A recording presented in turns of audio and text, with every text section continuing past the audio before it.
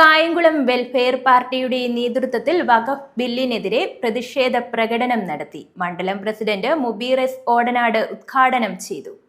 വിശ്വാസത്തിൽ ഉൾക്കരുത്തിൽ പൊതുനന്മയ്ക്കായി ദാനം ചെയ്ത സ്വത്തും ഭൂമിയും തട്ടിയെടുക്കാൻ നിയമം മെനയുന്ന ഭരണകൂടം വഖഫ് ഭൂമികൾ കവർന്നെടുത്ത് മുസ്ലിം ജനതയെ നാടുകടത്താൻ തന്ത്രമൊരുക്കുകയാണെന്നും വഖഫ് ബില്ലിൽ ഭേദഗതി മുസ്ലിം ജനതയെ നാടുകടത്തും വംശഹത്യ പദ്ധതിയാണെന്നും വെൽഫെയർ മണ്ഡലം പ്രസിഡന്റ് മുബീർ എസ് ഓടനാട് പറഞ്ഞു.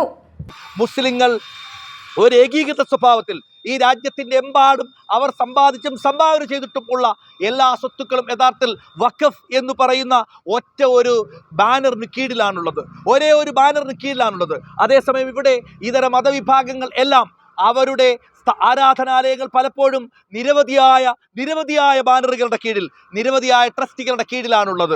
നമുക്കറിയാം, ദേവസ്വം ബോർഡ് വരട്ടെ, അതുപോലെ തന്നെ സഭകളാവട്ടെ. ഇന്ത്യയിൽ നമ്മൾ ജീവിക്കുന്ന കേരളത്തിൽ തന്നെ നൂറുകണക്കിന് സഭകളുണ്ട്. ആ സഭകൾക്ക് ഓരോന്നും കോടിക്കണക്കിന് രൂപയുടെ ആസ്തിയുള്ള സ്വത്തുക്കളുണ്ട്. അതുപോലെ തന്നെ ദേവസ്വം ഒരമ്പലത്തിൽ തന്നെ, വെറും ഒരമ്പലത്തിൽ തന്നെ കാണിക്ക വരുമാനത്തിൽ തന്നെ കോടികളാണ്. 400 കോടി രൂപയാണ് ഗുരുവായൂർ ദേവസ്വം മാത്രം ഒരു മാസം അവരുടെ വരുമാനം എന്ന് പറയുന്നത്.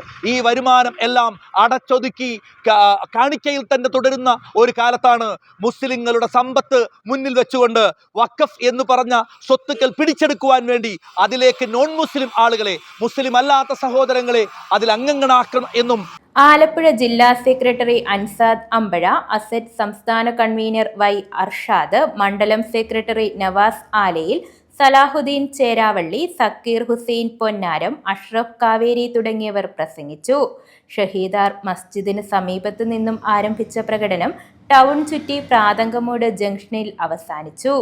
നസീർ ഹമീദ്, മുഹമ്മദ് കുഞ്ഞ് ചേരാവള്ളി, ഹബീബ് റഹ്മാൻ, സിയാഹുൽ ഹക്ക് തുടങ്ങിയവർ നേതൃത്വം നൽകി. News bureau, Kayamkulam.